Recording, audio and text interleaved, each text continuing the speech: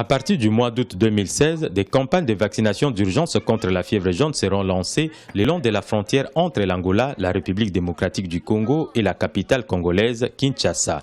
Pour rappel, la RDC a déclaré une épidémie de fièvre jaune dans 3 provinces au mois de juin 2016, y compris à Kinshasa, après avoir confirmé 67 cas et plus de 1000 autres cas suspects. 58 cas confirmés ont été importés d'Angola, où l'épidémie a commencé en 2015. C'est un vaccin qui sauve, c'est un vaccin qui protège. Et que par conséquent, se faire vacciner, c'est se faire protéger.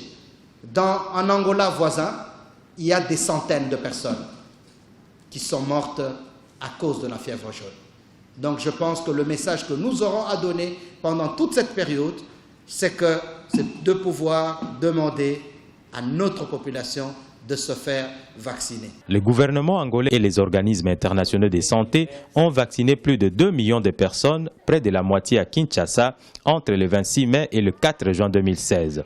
Une vaste campagne de vaccination qui a engendré une pénurie de vaccins. Seules quelques doses sont encore disponibles en réserve dans la province du Congo central.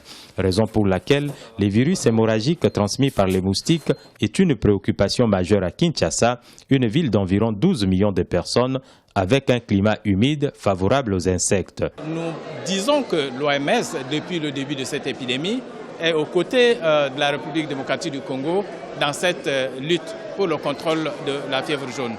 Nous sommes présents aux côtés du gouvernement pour la surveillance épidémiologique. La pire épidémie de fièvre jaune au cours des dernières décennies a tué environ 345 personnes en Angola. Pour faire face à la pénurie des vaccins, l'OMS a recommandé l'utilisation d'un 5e de la dose standard de vaccins contre la fièvre jaune pour contenir l'épidémie.